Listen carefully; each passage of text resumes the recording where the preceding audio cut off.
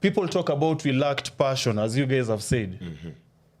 And you are, in a way, comparing Chan to this game. There was no 1 million, there was no house, there was no motivation, there was no incentive, as you've said. Yeah. This is one difference between this game na ingine. Two, these players already, the 13 players that I mentioned, they already have the house and the money and the everything. What's the reason to play? What's the reason to go It's a World Cup qualifier and you're professional footballer contracted to play for the Harambee Stars. Yes.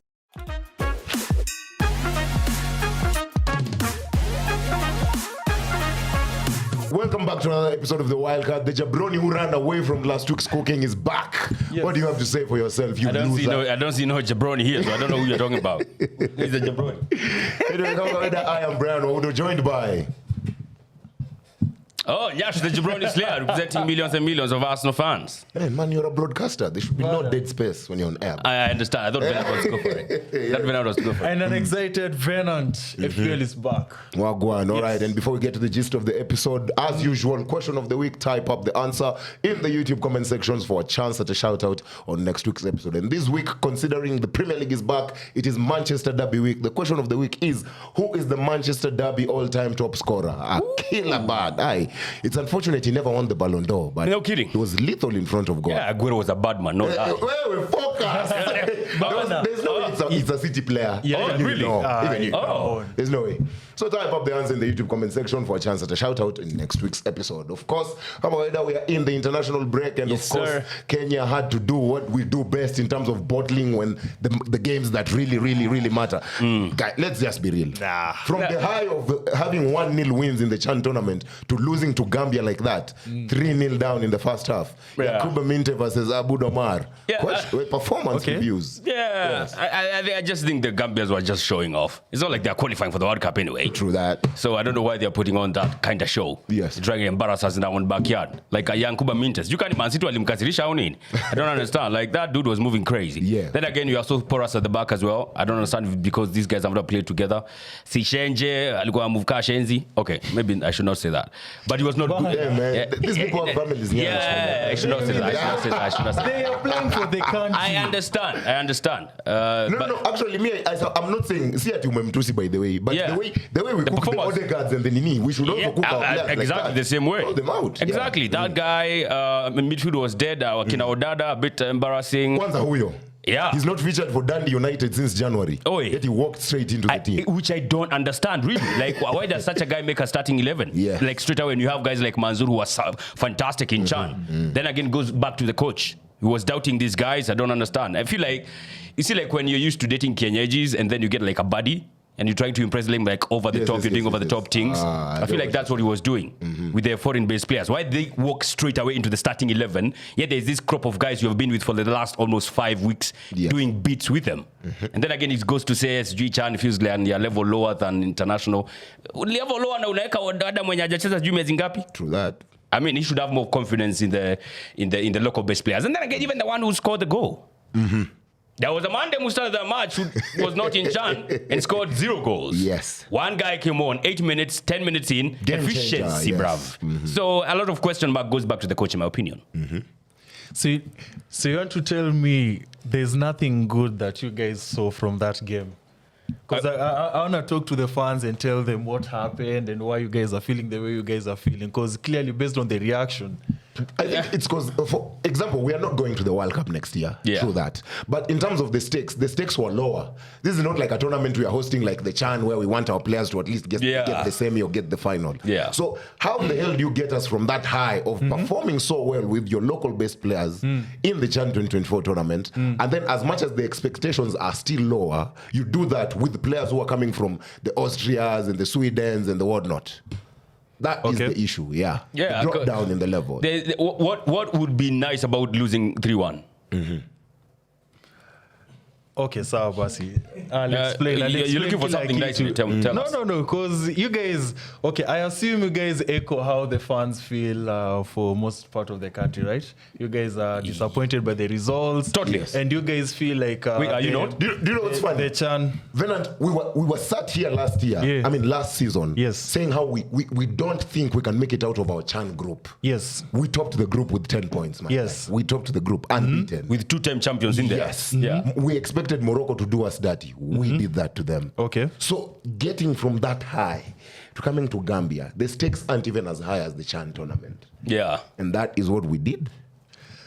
What I know is the performance that we displayed last weekend was even worse than the way we did when we played at Gambia. That I'll say. Oh, the 3-3 draw. Yes, that I'll say. But I will kind of try to explain, because you guys are we are disappointed. I'll try to explain the other side.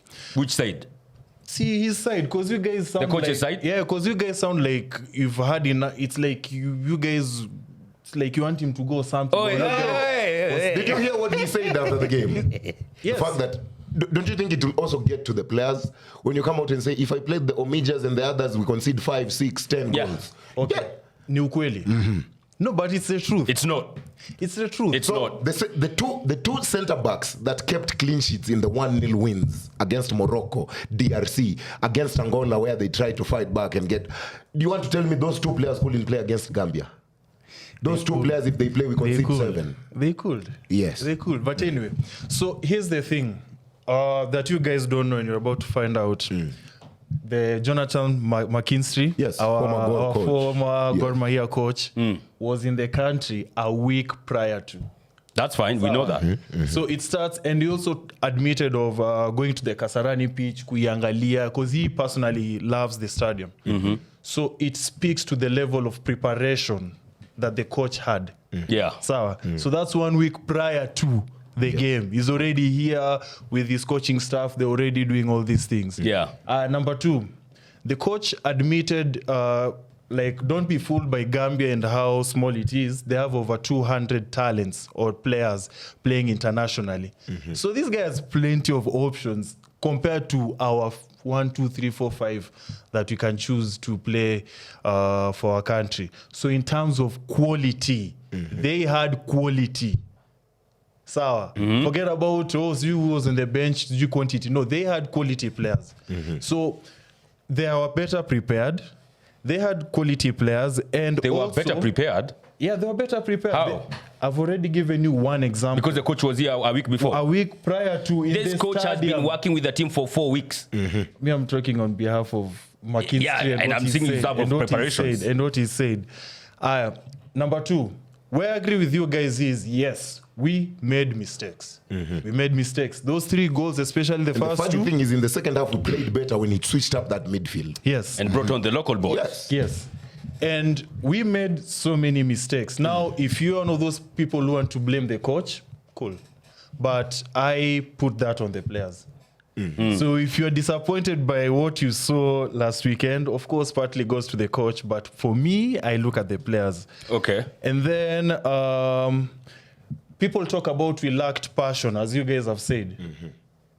And you are, in a way, comparing Chan to this game.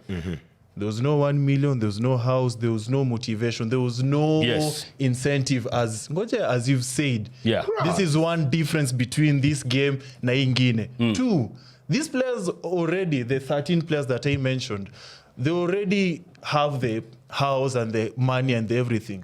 What's the reason to play? What's the reason to it's go a World Cup qualifier and you're professional footballer it's okay. contracted to play for the Harambee Stars. Yes. Yeah. And the coach said, him himself, he said, the World Cup is a long way. Yes. Compared we're not going to next year. Compared to Chan. Yes. So when you hear such things, it's more of the process. Okay. Me, I always brag about being a process-oriented person.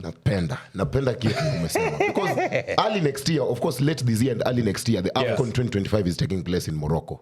We are not going to that one. Although I would have loved us to go to that one so that it'd be a benchmark. Because we are the host in 2027. Yeah. So you're telling me that His Excellency President Ruto will have to pay these players 1 million again so that they perform for AFCON? Is that what the players are waiting for? AFCON itafika, we don't even make it past the group stage because what wanangoja mamilioni. As I said in the last episode, yes, let's make it about football. Let's not make it about money. The moment we start making it about money, the players will stop playing passionately because there's a motive to it. To which Otis was talking about how the financial boost kind of helps them. And I understood his point. But this is a situation where there is no financial motivation. There's nothing. This is your purely talent. You're supposed to go there and represent. See, tumejaza study. And we had high hopes of winning that game. It's up to the players now to show. Yeah. I don't think Gambia were better prepared than we. He came here alone. He did not come with a team. Yes. No, I said with the backroom staff. Yes. Backroom staff. Yeah. My assistant manager Nadini. That notwithstanding, Benny has been playing with these guys for 4 weeks. Yes. Even before then, he was with the boys like for a week before the tournament began. So basically, you could argue 6 weeks. Okay. All right. There's only 1 week where he had this new crop of foreign-based footballers. Let's make it even 8 weeks. Yes.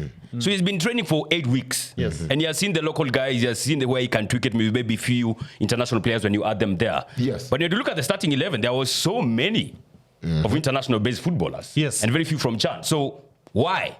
When you be working with these guys for that time, you've seen the weaknesses where they are. You've seen the strengths. Because once you brought them on the second half, we became better. True that.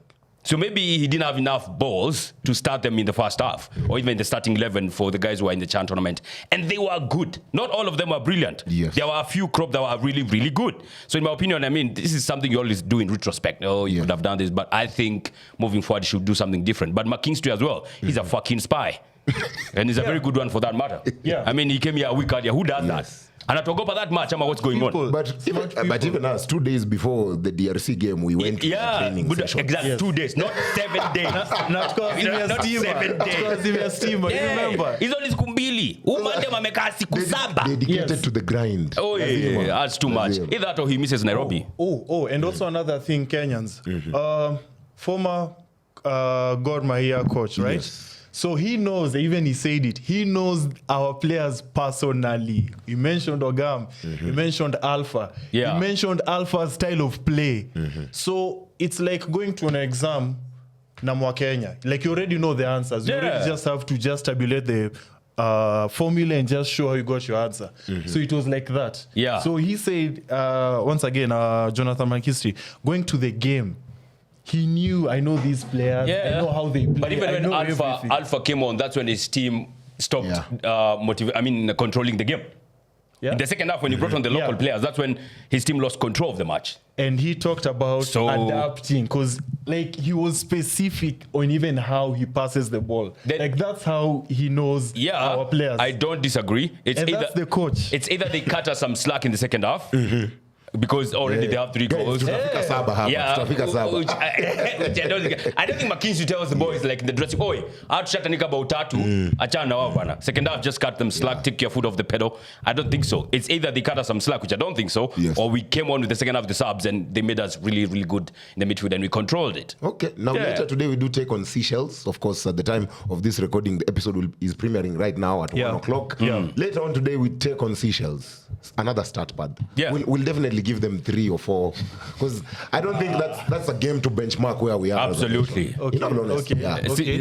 Seychelles, I saw they have a goal difference of I think minus 23 or is it 32? So they've conceded 32 goals. I think and only scored 2 or 3. I expect Ogam to start today and should start against ahead of Olunga moving forward. You've decided on that. Yeah. I think I've seen enough. Can we have this conversation about Olunga versus Ogam? No, about Chan players versus international players because there are people who are like start the Chan team versus Gambia. What I'd say on that is if you're good enough, you're old enough. Yeah. If you're good, that's why guys want even Max Doman to start playing games at Arsenal. Yeah. If you're good enough, you're old enough. Absolutely. So if Ogam is doing the job week in, week out, let him lead the line. Yeah.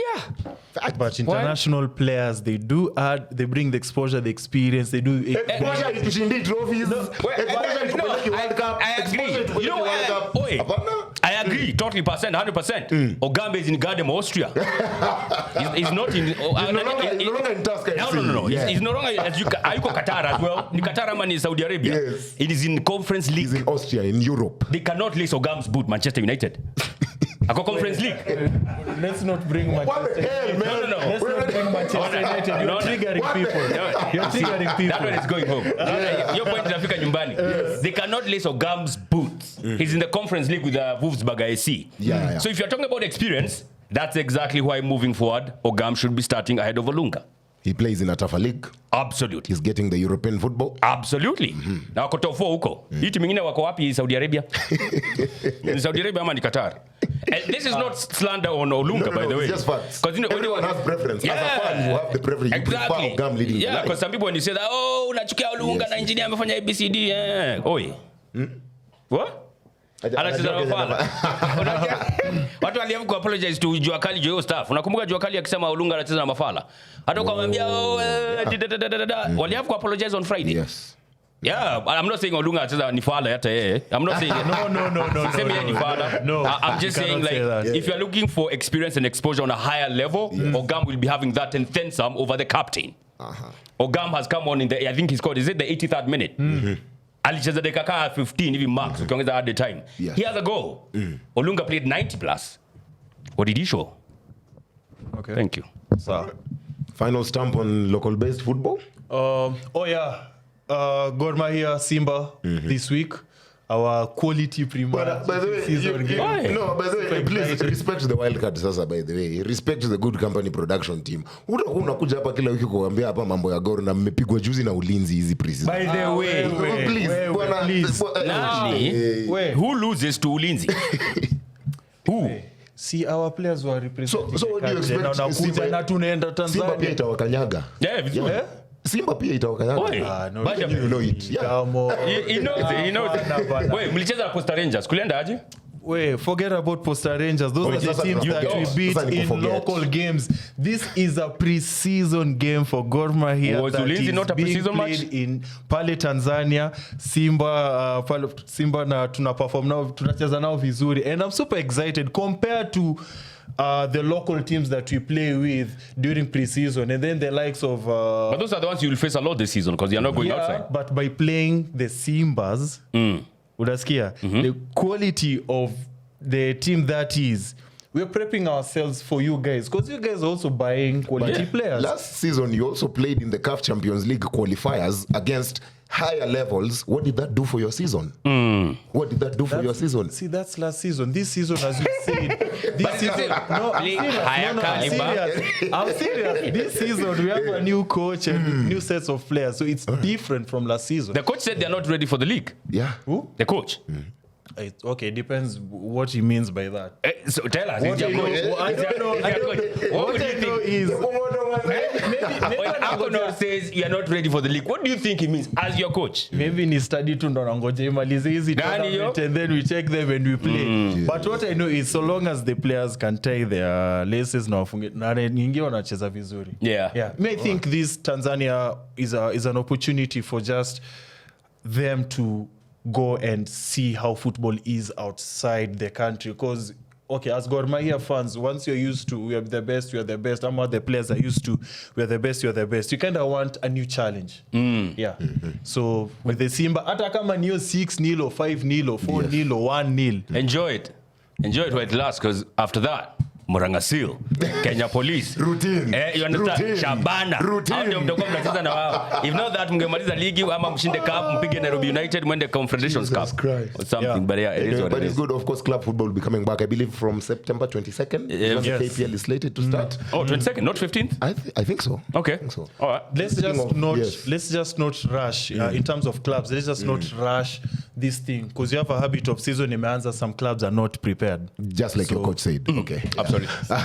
All right, that's enough, of course, in terms of Harambee Stars and local football concerned. International football is going on. Yeah. I can already see Germany are in heavy need of Toni Kroos to come back to football. No. Team ya Austin tutadili tu nao matai. I think they just need one person, and it's very clear. Shai Havertz. Yeah. Oh? That's the one you're going to say. No, Kai Havertz. Shai Havertz. Why is he shy? He's never shy in front of goal. For Arsenal, he is. No, but he's for not. Germany, he's No, he's clinical. not. He was the For top scorer Germany, for Arsenal last season. With 9 goals. Yes. After double And digits. he missed a lot of matches. Double digits. He had more than Zagzi. Yeah, now what? No, we're talking about Kai Havertz. But we are comparing. Cindy, We're not talking about the Dutch team now. You know, I'm just saying, Yes. Kai Havertz missed more matches than Højlund, than Zagzi, yet he had more goals than them. Højlund is at Napoli. He's never shy in front of goal. He's not shy in front of goal, but go All on. right, so that's what you believe. Germany are in need. I don't believe that the stats show them themselves. Yes. Yeah, he scores for Germany when he's there. Are these guys dead, man? I don't know, man. Unaona Wameisha pale kabisa. yule jamaa James Bond. Yes. Because you're looking at him. Alianza kustart part against some Irish farmers. Northern Ireland. That's their level. Who nani? Anaruka news juu ka nini? Oi, but I mean Germany a bit of mixed. Personally, I think they're dead like the Azzurri uko Really? Italy. Yeah, I don't think we'll see Germany come to the echelon of world football in a while. I think in a long while. I feel like they will rise like a phoenix out of the ashes when Havertz come back. So Even just- Musiala. Musiala, Musiala is coming back in April. Will he even be slated to be in that Next World year? Cup? Yeah.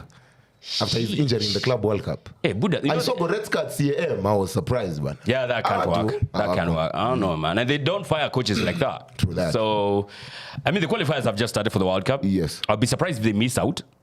I don't think they do. No, they will make the World Cup, Yeah, but they won't they get will. past the group stage for the third World Cup in a row now. Wow. Yeah. Ooh, that would be crazy, but they're not looking good, to be honest. Like when you look at the talent that they have, the squad that they have, don't you think they're supposed to be way ahead of where? Yeah, course. they'll be Of losing to course. Slovakia. Because you can't say that Germany lost because they didn't have players. Players are there. Yeah. The only guys who missed were Musiala and, of course, Shai Havertz. Kai Havertz. Thank you.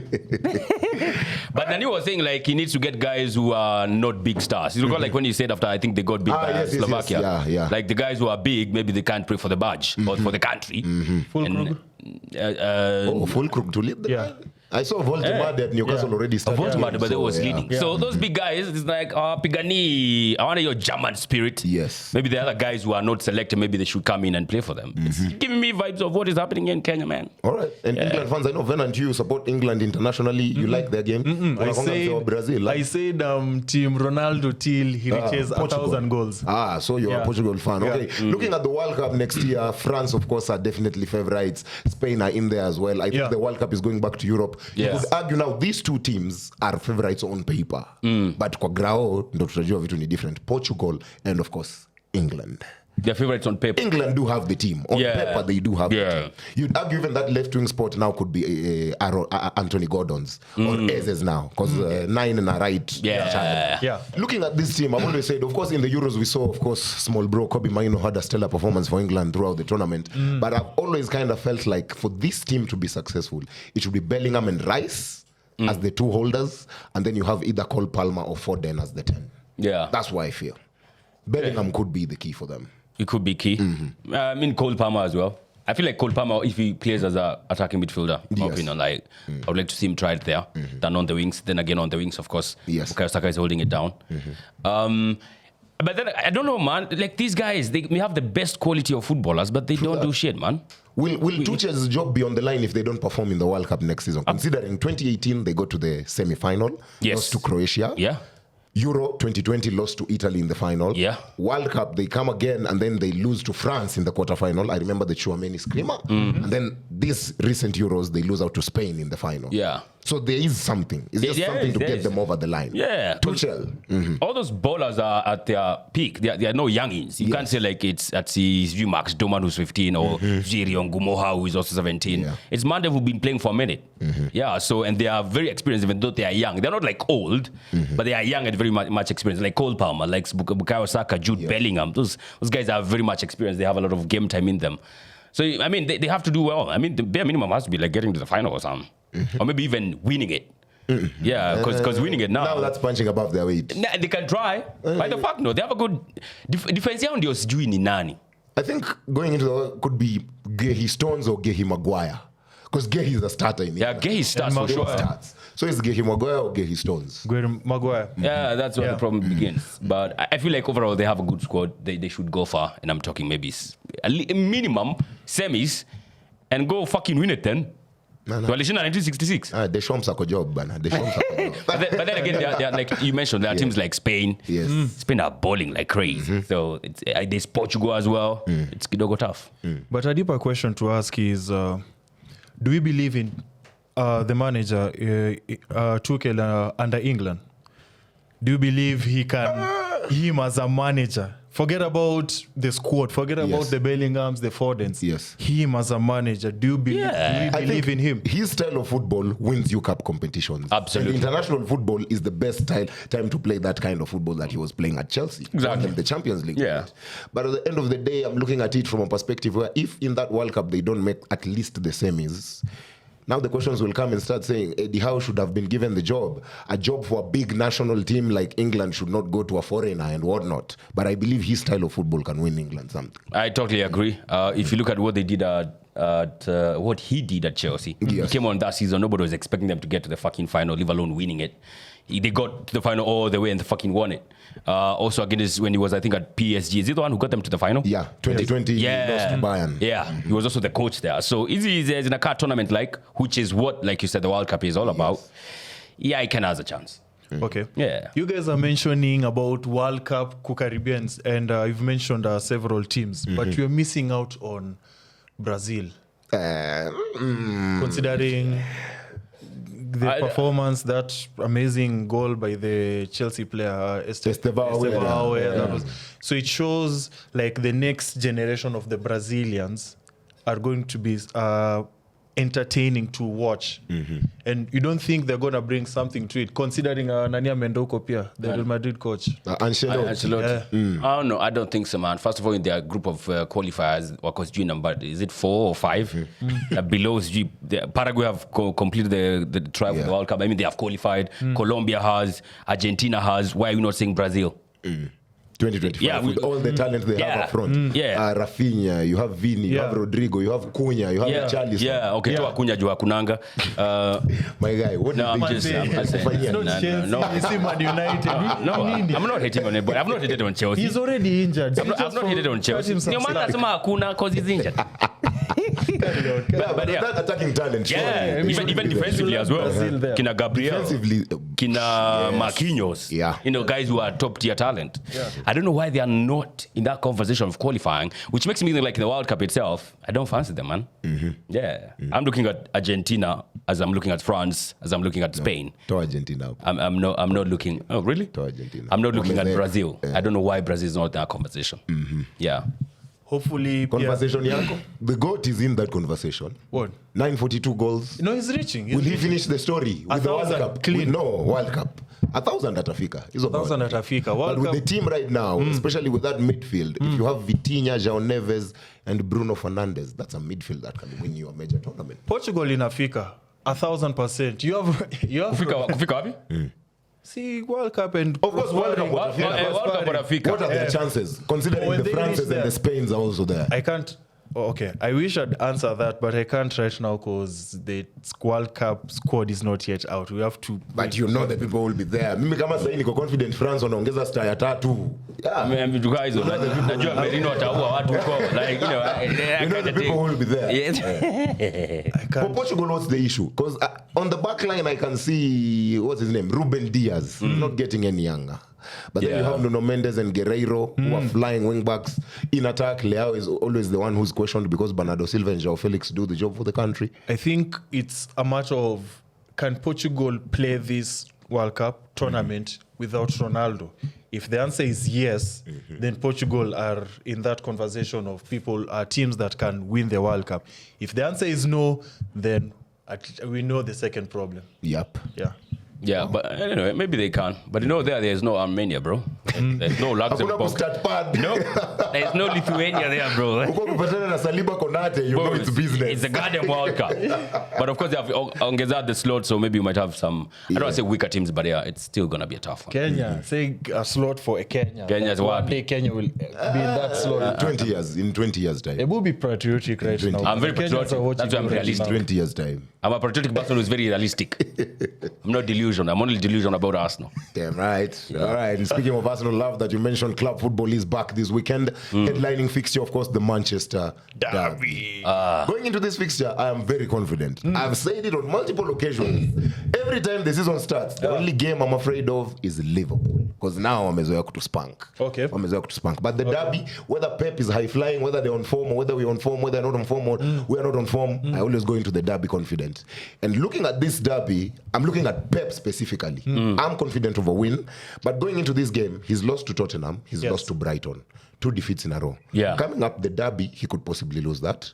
De Bruyne is coming back with Napoli, and McTominay is cooking there. Possibly lose that. After the Derby and after Napoli, they go to the Emirates, where they are definitely getting clapped. Absolutely. Pep could be looking at 5 defeats in a row, 4 in the Premier League in a row. Will he be under pressure?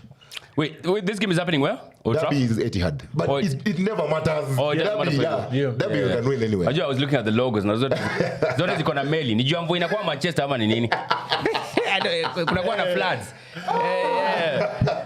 But I mean, going back, like what you're saying, Pep has lost 2 games out of 3. Yes. I never expect them to lose at Amex Stadium. No, I saw it. Yeah? I thought the worst they could do is get a draw. But getting an L there was crazy. And there was Rodri as well. He started. True that. So I don't know if that means, of course, his record is gone now. Yes. Lost against Spurs at home, their first game of the season. I think considering how you guys play, but then again, I don't know how you guys turn up anyway. That's what I'm saying. I'm confident. We could win, we could lose tomorrow. I mean, this coming weekend. I mean, the team that played against Burnley, wakipatana Man City, buda mtaumwa. Brighton won that great a week ago, and they I'm just saying, like, we don't need to be great on. And you see Manchester United, we never really know what we'll expect from you guys. You played very well against Arsenal. The next game, what did you do? Bruno missed a penalty. You see, like, it's so unpredictable, right? But you always turn up against big matches or against big teams. You turned up against them last season. Last season, did you lose against them?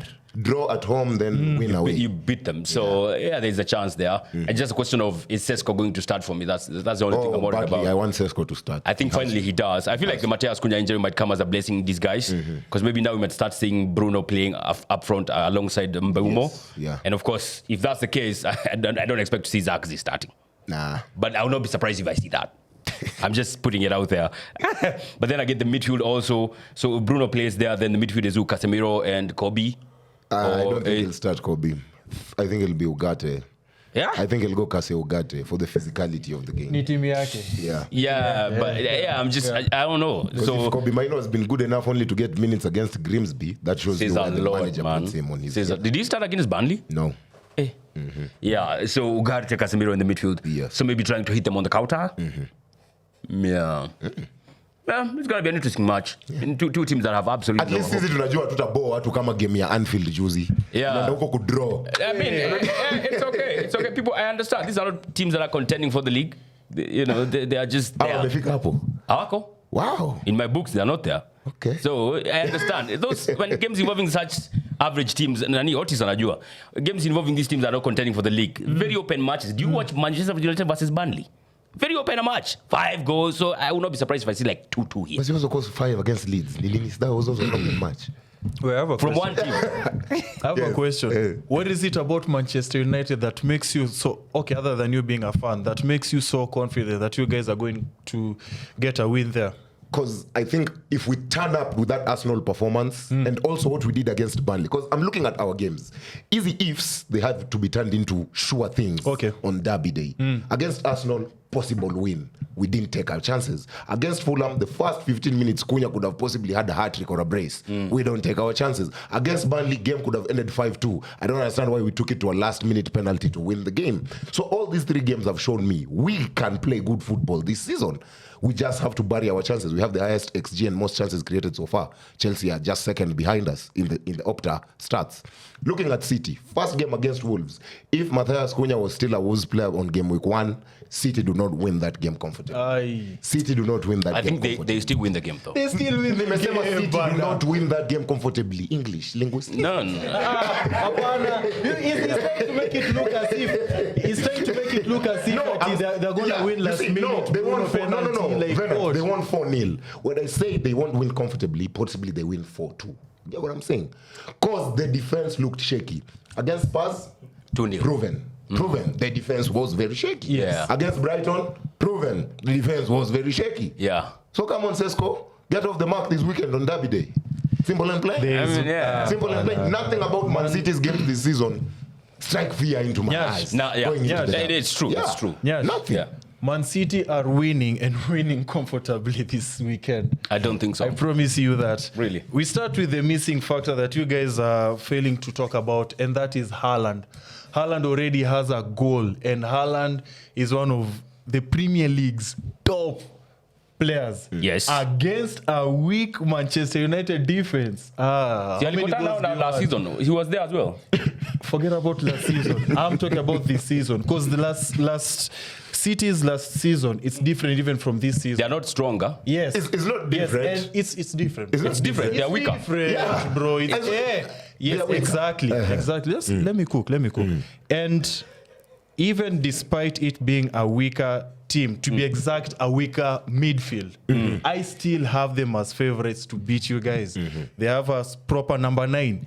You have a number 9 who's yet to find his food. Yeah. He's not started. That forward line. Yeah, forward line is better than United. So I'm not done. It's better than. Let me cut you short. Let him finish. In the comment section, please.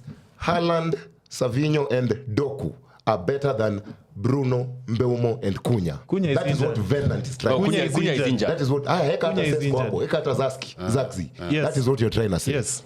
Comment section decide. No, sir. So better forward line. Okay, better weak midfield, but it's better than Manchester United. Midfield, yeah. As of the defense, they are conceding goals. That I'll admit. But when you compare that defense and the Manchester United defense, including the goalkeeper, it's City defense any day. We've got a new goalkeeper, mate. And they have a new goalkeeper by Donnarumma. Donnarumma does not strike fear into my eyes. And neither does San Lamez. He doesn't strike no fucking fear on nobody. Yes. He looks like a fucking scientist. Yeah. So. Yeah.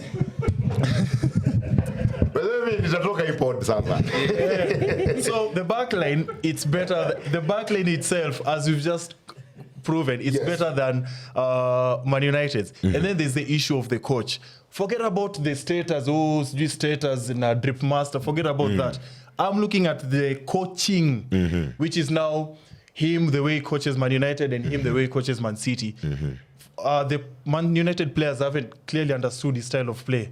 But City, on the other hand, they have a level of understanding. Byron, please put up the league table. Put up the league table. So it's way better. Yeah. So for Man United to win this weekend, it has to be a miracle. Tuna win katuko title race. It has to be a miracle. Tuna win tukiingia title charge. Now, your title race. We're only 2 points behind us now. Yeah. We are above Man City in the table. I mean, to win to title race. I am not.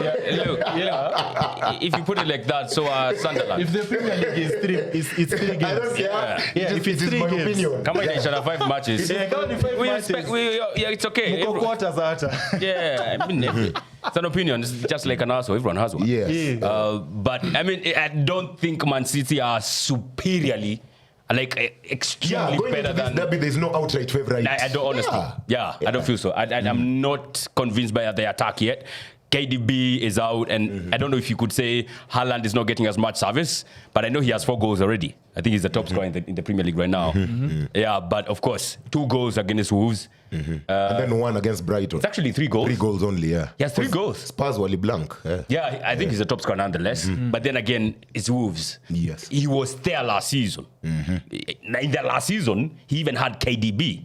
Someone was cooking for him. Yeah. What did he do? You still didn't lose against them, right? Now he doesn't have KDB. Foden is Oh, and my Cherky will miss this game after he clearly said he wanted to kill Manchester United. You know, right? Stupid. Yeah, and he's got some flimsy go against Wolves. And then he was also not convincing against Spurs. Yes. You understand? So it's a different test for Manchester City. When they beat Wolves, I was like, I won't see them against Spurs because I feel like it's going to be a proper test. Yep. They failed in that one. Then I was like, Brighton, of course, when I was calling a draw, I was just hating. But then again, they did even worse than a draw. They got beat when they had even a fuller squad, you would argue. So against Manchester United, it's going to be a tough one, man. I can't call a winner here. Man City win. Yeah. Comfortable. There's no outright winner in my opinion. Comfortable. And please, let's not chant for this guy to be fired after the Manchester United game. Yes, As please. Said, it's Regardless a of the derby. result. No. We were, why are you agreeing with him? No, I don't want him to be fired. Why are you agreeing with him? Wewe kwanza si ulikuwa uko dejected hapo Jonana ametoka. I know why you are agreeing with him. No. You want Amorim to keep failing. No, I want Amorim to stay. Yeah. I want you to trust the process. This process. Yes. Mr. Ngoja 6 years. By the way, speaking of Ngoja 6 years. No. Really. As we speak, someone should investigate Trabzonspor. They are committing crimes in football. They are taking our happiness away. Tumekaa na Onana all along. He has made us extremely happy. Travel to Turkey. Added us light years. Travel to Turkey and go now he's complain. taking him away. Trabzonspor your club bana inafaa iangaliwe bana. Yo si poa. Fair enough, but of course, I think we are all split on opinion. I'm going for United win, Venant City win. You are still yet to pick a winner. Draw. Oh, draw I don't see an outright winner. all right, fair enough. Other fixtures, of course, Arsenal do host Nottingham Forest this weekend. Yeah. Wanasema ogopa ali kick off. That message should go to Nottingham Forest. Not us. Out Tatuanga like we did last season. I know it's a tough one. We are the Emirates, right? I actually don't think it'll be tougher than last season. With what is going on between the powers above, the manager and the board members, I don't think it'll be a tough. Hey, I know a lot. They show up on your yard, bro, and they're pulling, fucking playing at Barcelona or something. But yeah, I just want 3 points. And they will also be looking to get back to the 3 points because of the embarrassment they got against West Ham. Exactly. There's nothing that's giving me more confidence than the fact that they got beat at home by West Ham. West Ham of all the teams, 3-0. Diabolical. It's a Forest to katakata. Speaking of West Ham, Kudus Derby. West Ham versus Spurs. Oh. Yes. This is always a bogey fixture for Spurs. Yes. West Ham always do get a result against Spurs. God damn. Where are they at? West Ham. Oh, yes. That's gotta be fun. You know what's interesting about this fixture is the new Spurs stadium. The unveiling. The first game was versus West Ham, and it's the one where Antonio did the DX. So whenever I hear this fixture, with this game, I usually remember that moment because West Ham was the first fixture, and West Ham had the first win. Dope. So now it's the other way around. It's also a new stadium, but now it's at home. Kudos for some reason against West Ham. I don't fancy him. I don't see him. He's on my field team, but I don't see him performing the way. I think West Ham gonna step up and build on this winning form. Because when you look at the Nottingham Forest game, things clicked up in 10 to 15 minutes. That is the last minutes of the game. The last from 80 minutes. So things just like that. So if they can continue what they were onto the Spurs game, Spurs, a team that concedes goals. Against Bournemouth, they hadn't attempted a shot on goal in the first half. But I think the second lowest XG in like 20 years or something. So, it's Spurs. I don't know what to call from these baggers. With Spurs, I'll judge. With Spurs, I don't even care about the Premier League fixture. I'm interested in their Champions League. That's when now I'll see how they're playing. They're punching above their weight. Absolutely, very much. But I think they beat West Ham now. Okay. Chelsea. I think Chelsea are playing Southampton. I'm not wrong. Chelsea are playing. I'm not sure about. But either way, I think it's Brentford. It's Brentford. I think they'll beat Brentford, so Chelsea will still remain unbeaten. But game week 5 wanakula ile yao ya kwanza. Yeah, against Liverpool. There's one. Wanakuja Old Trafford. Wanapiga yao ya kwanza. Oh my day. And I feel like Chelsea games, you see like those guys who bet, I feel like the betting companies wanafaa kuongeza an odd VAR to intervene and help Chelsea. I feel like that's always a guarantee. Anything Chelsea wants. Because even the Palace as a free kick, VAR intervenes. Someone was saying, and I stand to be corrected, the thing they called against Chelsea and Crystal Palace in game week 1. If they were to apply that in the Dominic Szoboszlai free kick, then the free kick is null and void as well. Wow. So again, Arsenal fan. I'm just saying, inconsistency. So very important. Yeah, Chelsea walking away with it because Liverpool is stunned, but then against Liverpool, tunajua on a PGMOL. Liverpool. Exactly. But yeah, Chelsea, man, they are going away with these fouls, man. VR is always on their side, but another derby for them. maybe they might get a W. That's winnable. That's a winnable. Yeah, against Brentford. Yeah. I like how we've mentioned Soboslai's free kick and Otis just got triggered. He was ready to just. Who are Liverpool right now. Who are Liverpool beating this week? Because I'm sure Liverpool are away to They definitely have that's a win. Liverpool right now, they are good fixtures. Even as we go into the FPL, Captain Salah already. Yeah. But I have a question before we go to FPL for you guys.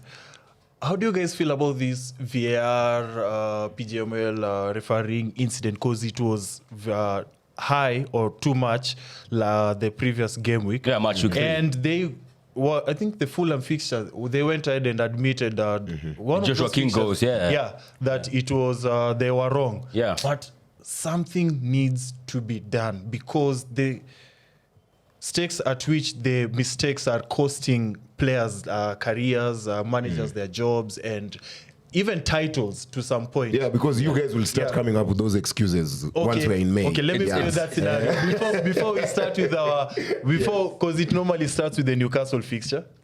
Kwanza hiyo ndo mnacheza na Newcastle game week 6. Newcastle fixture. So something needs to be done because apologizing for it but more than that. For me, it's down to the decision maker, because when you go to that screen, let's say you've already decided to give Bruno the penalty. Yeah. And then you're called by your VR assistant and they tell you, come, we need to look at this again. Make sure you brush the shoulder. Either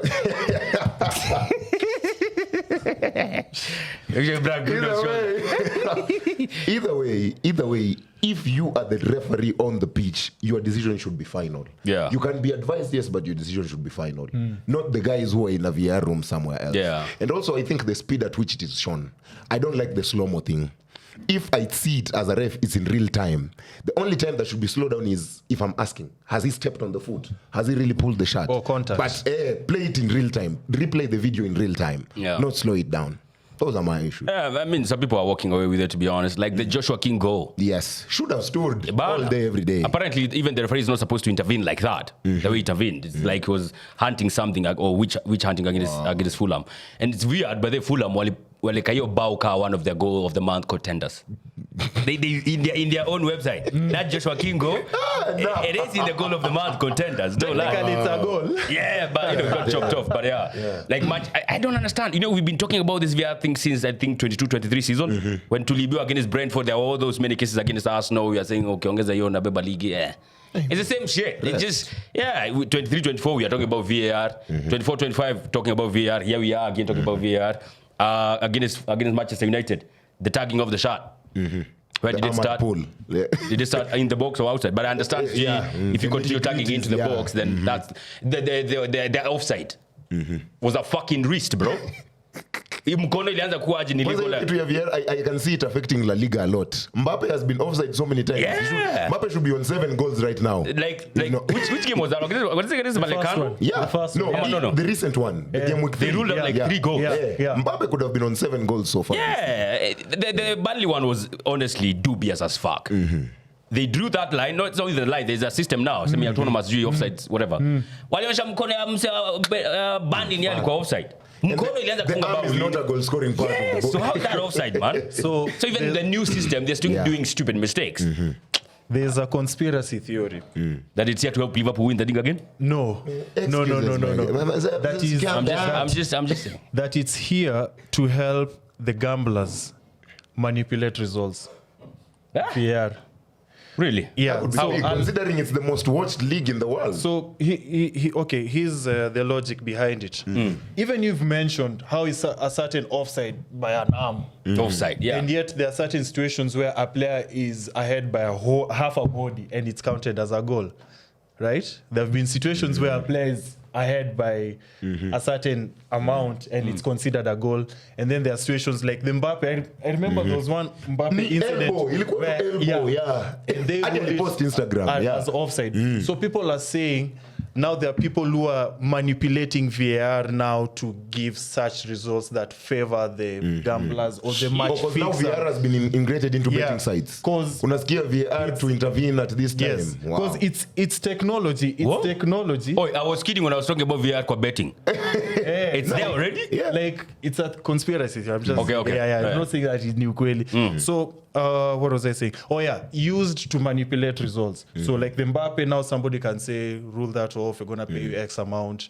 Or Mbappe will score X amount. David So Cook. if he scores, let's say if they were to set him to score 2 goals and then he scored like 7, we'll just rule them off or offside or something. Well, depending on how they catch. Okay. I'm using that as an example. I'm using that as an example. And the person, what walikuwa wananiambia is because, and we've seen referees being caught on match fixing, even from the Premier League before. Yes. So it's like a continuation of that, but now the extra layer or insurance called VAR now to make sure that... that Arsenal don't win the because league. at the end of the day, it's a human who's making the decision. I feel like it's impacting more of results here than anything else. I don't know, man. Yeah, it's a conspiracy. It's a I definitely theory. want it implemented in this weekend's early kick-off fixture. I definitely want it. Unataka Forest wapigwe hivyo kwa nini? Nataka Forest washinde with a dubious When you penalty. don't have FPL players on they your team, don't have that. Arsenal FPL players kwa timu yako. No, it's Raya. It's only Raya. Now, Then you don't it's fine you want that. The question is, who scores? Chris Wood. Who gets past Gabriel Magalhaes? Chris Wood. How does he get past David White. Raya? Oh, he did that last season, yeah? Nottingham have new signings. Oh my guys. New signings, should we make any in our FPL teams? So there's the issue of Isak. Yes. Isak has joined Liverpool. Otis, maybe you can help in this situation. There are people who are asking whether to buy him straight to the team or just wait till you see how he performs versus Burnley. So to you, who's a prestigious Liverpool fan, what do you have to tell us? Yeah, I don't think Isak will play against Burnley, or maybe if he'll come in maybe in the last 10 or 15 minutes, because considering how Ekitike is playing and the team, the way they are right now, they have gelled. And Isak didn't have a preseason. In as much as maybe he was training alone, he didn't have a preseason with the team.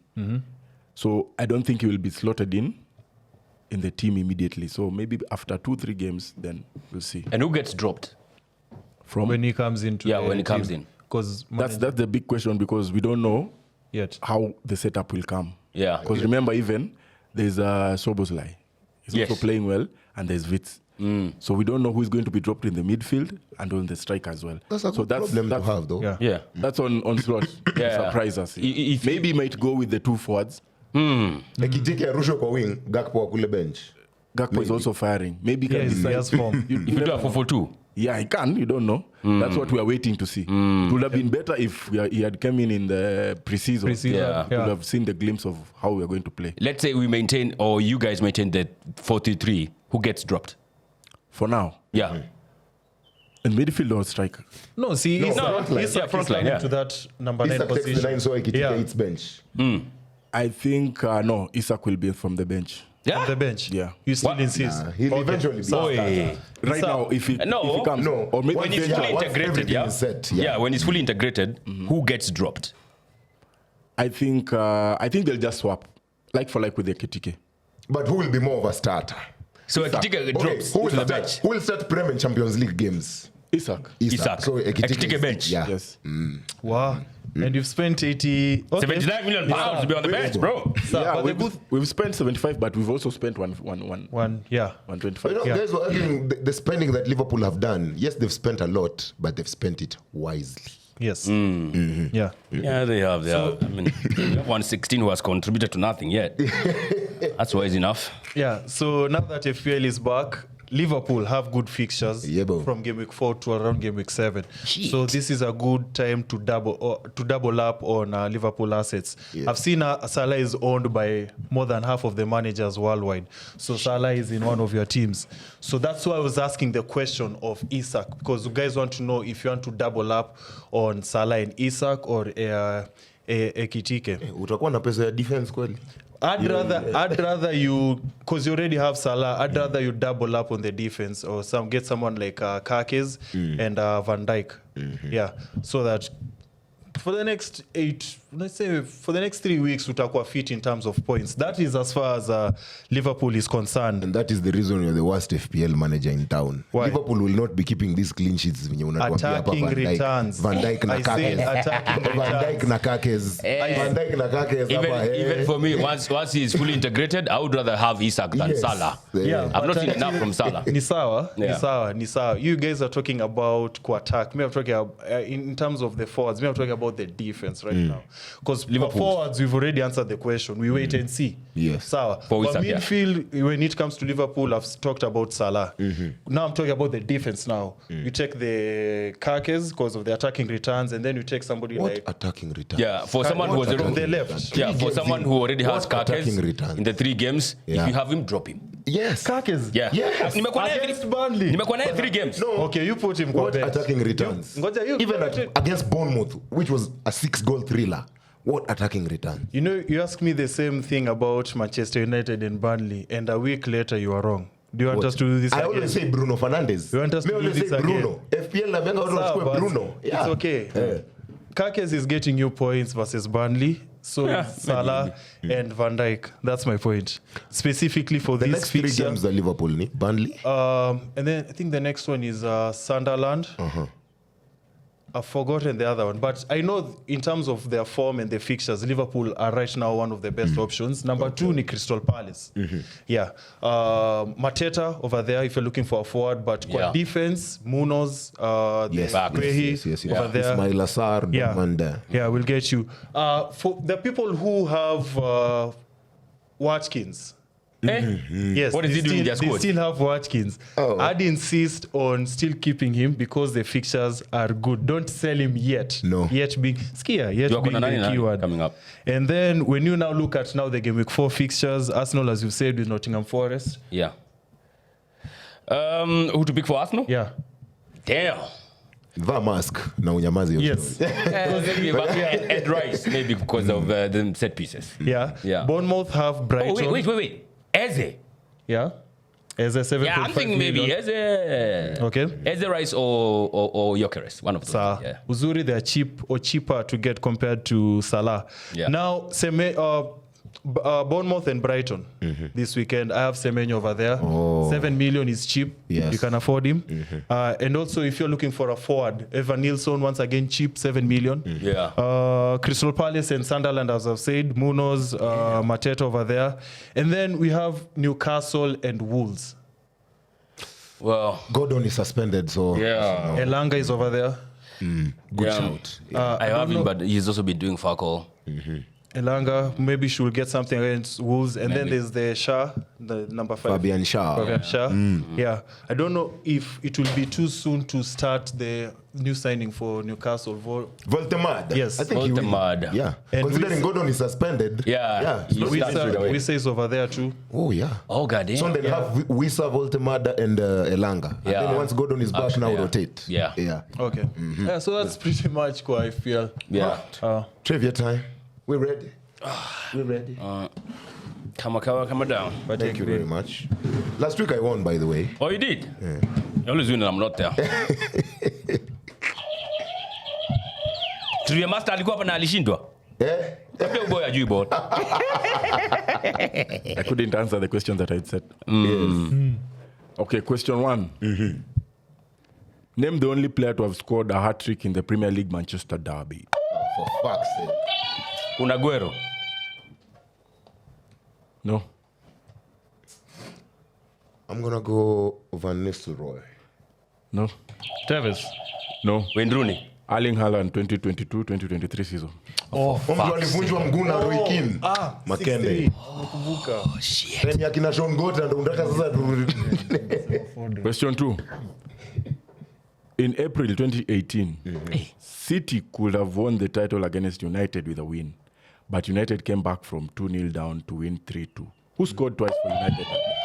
No, it's me. Ni mimi. Nimefinya wa kwanza. Ni mimi nimefinya wa kwanza. It's Paul Pogba. It's Paul Pogba, man. Sasa kosa kujua hiyo, wale unajua. Ni mimi. Come on. Ni mimi. Wewe unajua jini wewe na taskizi. Sikiza. Ai, mimi. Kuna. Hiyo ni yangu. Hey, that's The comeback is on. No way. That's a tie, eh? Question 3. Si wote tumehata question 1. No, amesema it's a tie. Amesema it's a tie. No, I said it first. Yeye ndiye anasema 1-0. Nisikiza watu wa production. Question 3. Which African country was the first to qualify for FIFA World Cup? Morocco. Nope. Shit. Venant ndio ulikuwa wa pili. Algeria. No. Damn. Rusha tu jina hapo pale. Oh no, Morocco have qualified for their 4th World Cup in a row. That's why. God. Hizo Senegal. Nope. Egypt, 1934. Oh, you meant like the first ever. Oh, man, I thought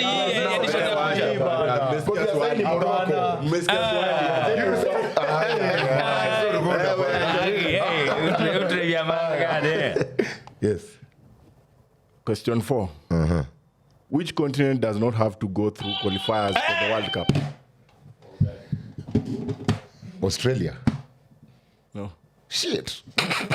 Finish the question. Enough, finish. What do you mean? What do you mean? Wait, Finish the question.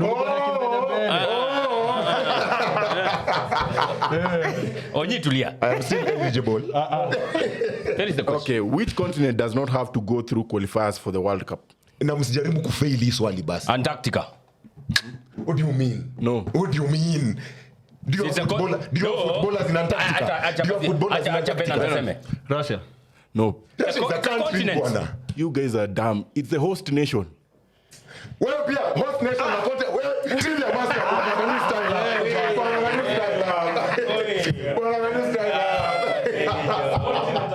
It's style, bwana. Oh my God.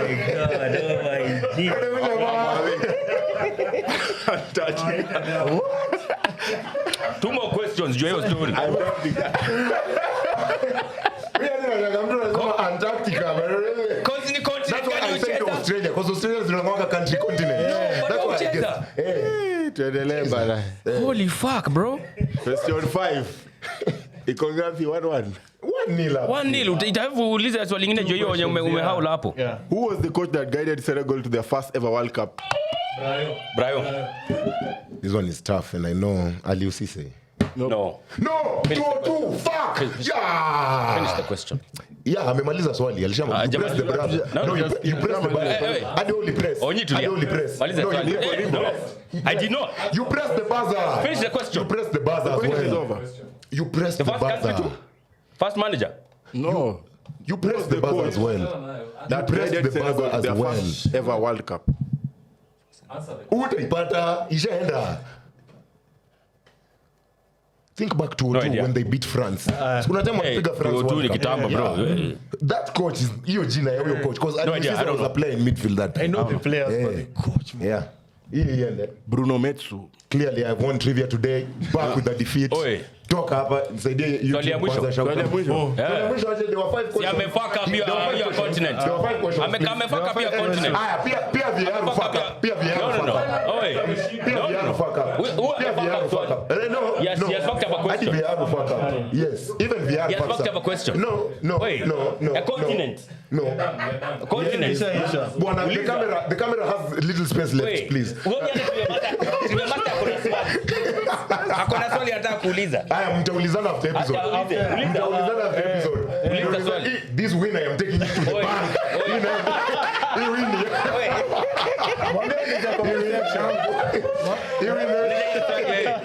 Uliza swali. Hii win ni yangu. Uliza swali. Mwambie ulize comment section. Hii win nayo ni yangu. I'm not letting it go. Kama kuna swali aiulize comment section. Anyway, let's wrap this up, man. Good trivia session, but trivia master bwana style up. Ama wewe ulianzisha Monday ritual mbele ya kila mtu. Ati continent. Continent. Ndio maana angeuliza swali lingine moja, uliza. Anyway, of course, this week's question of the week is all about the Manchester Derby. Type up the answer in the YouTube comments. But last week's question of the week was, which manager served the shortest managerial period at a club? Yes. And a lot of guys say Ten Hag, considering he was sacked after 2 games. But you guys don't know. The answer is, in fact, Leroy Rossignol. Yes. He only managed, I think, he let 10-minute spell. He couldn't even manage a game. Where was that? I don't know, some old-ass English club, probably Preston or something. Yeah. But the answer is Leroy Rossignol. Alianza kuwa pandit. Siku hizi anakuanga pandit hizi mashow za FPL na nini. Yeah. So a big shout out to, of course, Sam Masharia who got that right. Up until next time, been Brian Waudo. Nyaash the Jabroni Slayer. Venant, best of film money in town. Yeah, boom. Yes, sir.